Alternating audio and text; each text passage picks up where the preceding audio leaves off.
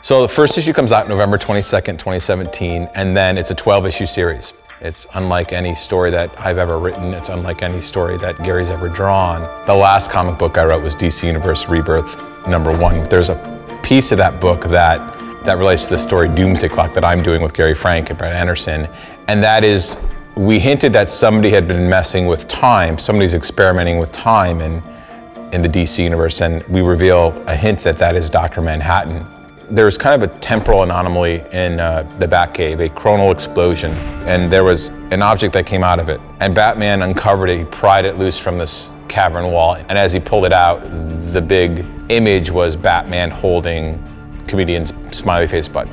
When the seed of the idea started to happen in my head, and I talked to Gary about it, Gary Frank about it, that Dr. Manhattan would be this character and would intersect with the DC universe in a very subtle way at the end of the Rebirth special. Both of us were rightly so nervous about it. I think there's a real slippery slope of just saying, oh, let's have Rorschach and Batman have a fist fight. We're not interested in just kind of having some funny mashup, because that's not what we're doing.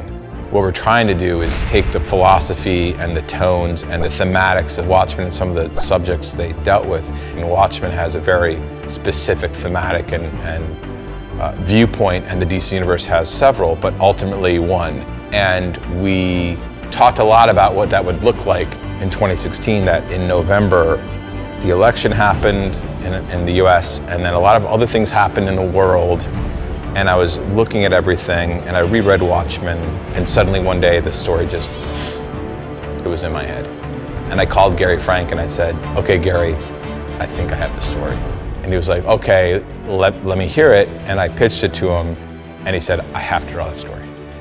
The book is, and Gary and I have studied Watchmen and looked at Watchmen, read it, and of course love it. And we want to do our own thing, but at the same time you want to play into some of the structural tenets that that book created, and some of the dynamics and some of the tones it created. And so although we have a book that is very, I think, dramatic and mysterious and intriguing, it's also a little quirky. The characters are a little off, the characters that we're playing with. And it'll be very apparent in issue 1. There's a bit of humor to it, I think, in a very odd way. But our main word, if there's one word for it, is thought-provoking. And we want people to think about it. They can think about it in fun ways, they can think about it in serious ways, but whatever's happening when they're reading the book and they're in the book, or when they reread the book, that they'll really just think.